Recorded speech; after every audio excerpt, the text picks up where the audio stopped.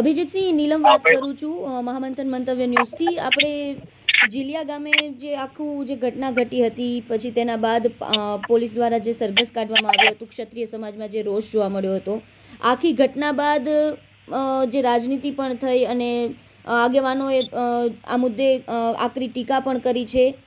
હવે તેના બાદ અલ્પેશ ઠાકોર સહિત કેટલાક ક્ષત્રિય સમાજના આગેવાનોએ એક બેઠક કરી હતી. આ બેઠકને લઈને શું કહેશો? આખી ઘટનાને લઈને શું કહેશો?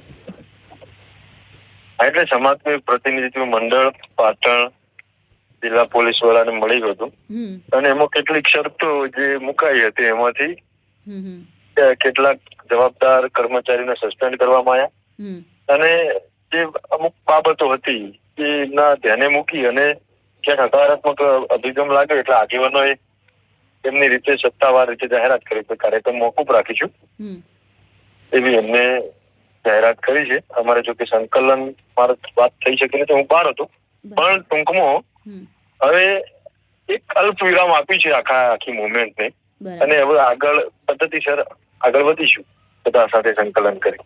અભિજીતસિંહ, આપણે જે 23 તારીખે વામિયા ગામે તમે જે વાત હતી સંમેલનની, તો એ સંમેલનને લઈને એ યથાવત રહેશે કે આગળ શું કઈ બાબત? એ સંમેલનના અનુસંધાનમાં જ એ સંમેલનનો કોલ મેં આપ્યો હતો અને મારી સાથે સમાજના જવાબદાર વ્યક્તિઓ આગેવાનોએ આપ્યો હતો, પણ આગેવાનો કાલે વિડ્રો કરી છે અને અમે પણ આજે બધા આગેવાનો અને બધા જે સિનિયર આગેવાનો અને યુવાનો બધા આજે મળવાના છે.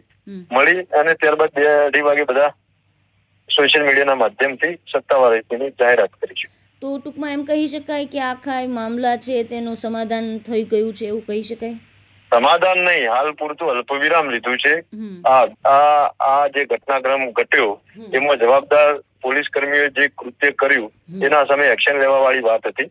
એમાં હજી પણ કેટલીક બાબતોમાં વિસંગતતાઓ છે, પણ એક કન્ટિન્યુ ક્રમશઃ પ્રમાણે આગળ વધીશું અને કાર્યક્રમ સભા તો કરીશું. સભા કઈ રીતે ક્યાં કેવી રીતે કરવું એનું થોડુંક બધું આજે 2 વાગે મળ્યા પછી બધા રણનીતિ નક્કી કરીશું.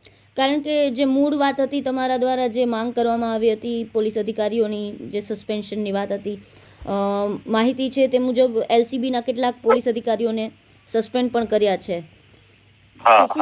શું કહેશો આ મુદ્દે? એટલે જે આ કૃત્ય સાથે સંકળાયેલા હતા એ તમામ કર્મચારીની સસ્પેન્ડની વાત હતી એ થઈ છે ને અમલવારી થઈ છે. એના માટે બિલકુલ સહર્ષ ક્ષત્રિય સમાજ સ્વીકારે છે અને પણ એથી વિશેષ જે પેલા બેફામ ગુંડાઓ જેનો ગુનાહિત ઇતિહાસ છે એવા વ્યક્તિઓનું એની પણ ધરપકડો થાય ને એમના પણ એ જ પ્રકારે વ્યવહાર થાય. કાયદો બધા માટે સરખો હોય.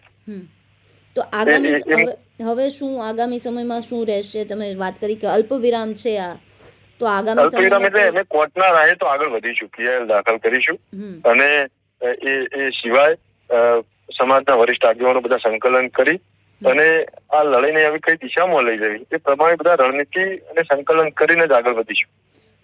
સંમેલન ટૂંકમાં મોકૂફ રહેશે ને? સંમેલન મોકૂફ ને અલ્પ વિરામ રહેશે. સંમેલન તો કરીશું, વટકે સાથ કરીશું, પણ કદાચ સમય તારીખમાં ચેન્જિંગ થાય એ કોણ વિષય, બાકી સંમેલન કરીશું. તો જે આવતીકાલે એટલે કે 23 તારીખે જે થવાનું હતું સંમેલન એ આવતીકાલે નહીં થાય? નહીં, આવતીકાલનું સંમેલન બાબતે તો હજી કોઈ એવી સ્પષ્ટતા નથી. હજી 2 વાગે મળીએ છીએ અને પછી જ નિર્ણય લેવાશે. અચ્છા, એટલે 2 વાગ્યા બાદ નિર્ણય લેવાશે કે આ સંમેલન થશે કે પછી સમયમાં બદલાવ થશે કે કઈ રીતે? આજે 2 વાગ્યા પછી નિર્ણય લઈએ છીએ. બરાબર. બિલકુલ અભિજીતસિંહ અમારી સાથે જોડાયા અને માહિતી આપી તે બદલ આપનો આભાર.